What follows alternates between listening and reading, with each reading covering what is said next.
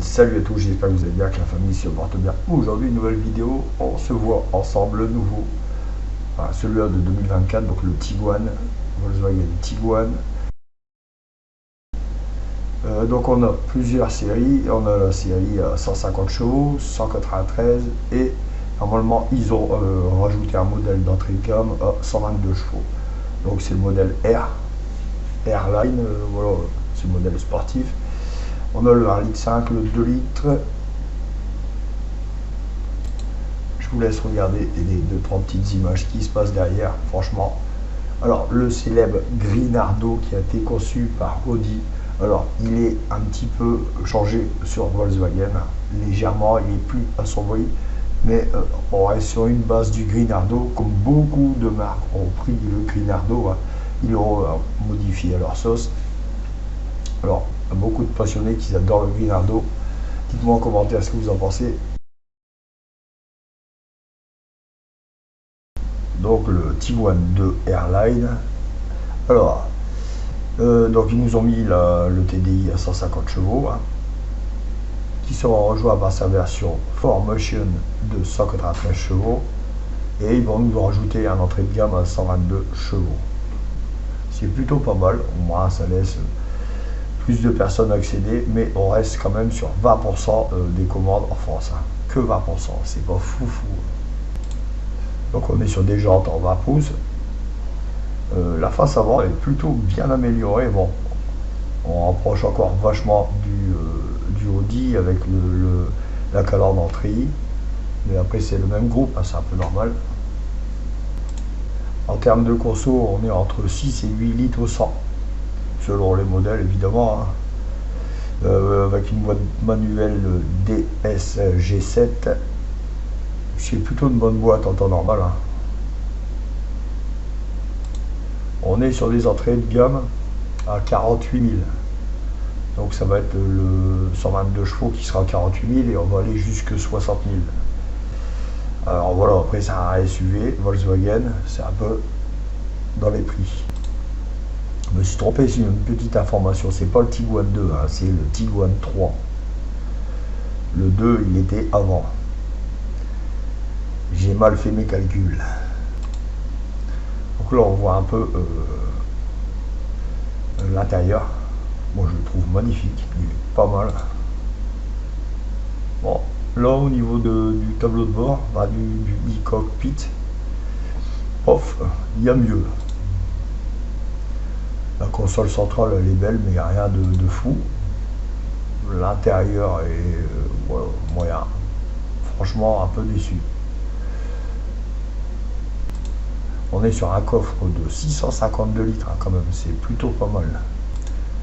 On peut aller jusqu'à 1650 litres une fois la banquette rabattue. Donc on leur voit le 2 litres, il est à 51 800.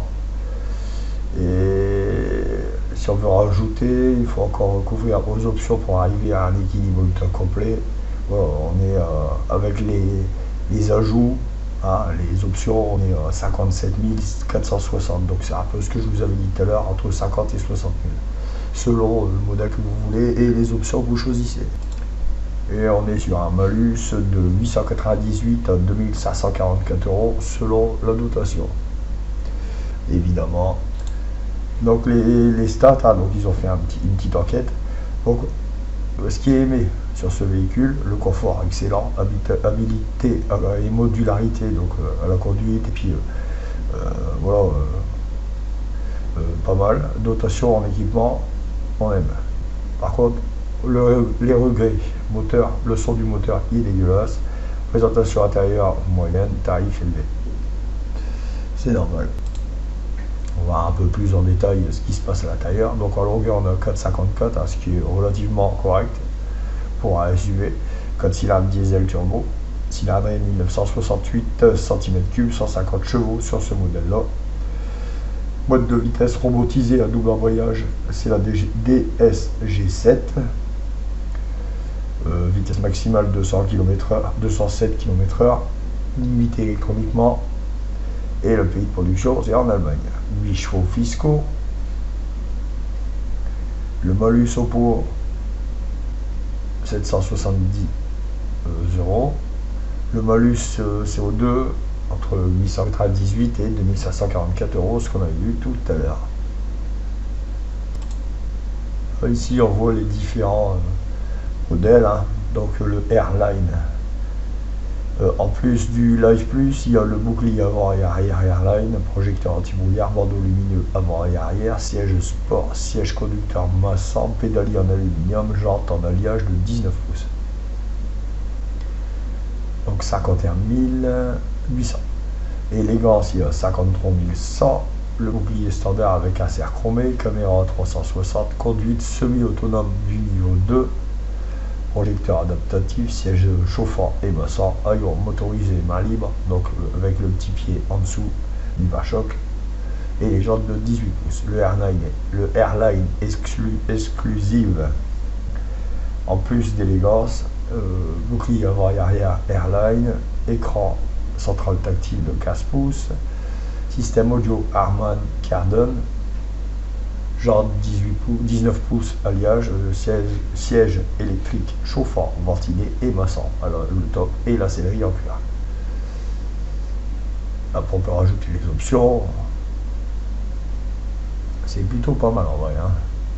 Donc voilà, pour finir, on va regarder 2-3 photos. La face avant, pas mal. Sur le côté, il est pas mal non plus, hein. Bon, il reste un peu de version sur les anciennes, hein. Il y a beaucoup d'évolutions, mais ça reste des petites évolutions. La calandre, je trouve vraiment pas mal. Ouais, il est beau en vrai. Il est beau. On voit toujours le capot un peu golf, hein. Ah, il est pas mal. Il n'est pas très grand, plus ça va. En vrai, ça va, hein. Dites-moi ce que vous en pensez en commentaire. L'intérieur, il est simple, mais il est efficace, il est propre.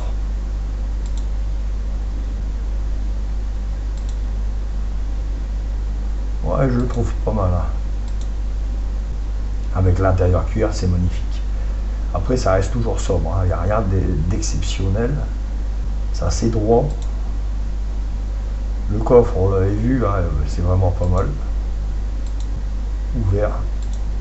1650 litres, hein, ouvert. Et 600, presque 700 sans ouvert la banquette arrière. Alors les jantes, ouais, bon, peut mieux faire. L'arrière, ouais, ça va. Ouais, non, il est pas mal.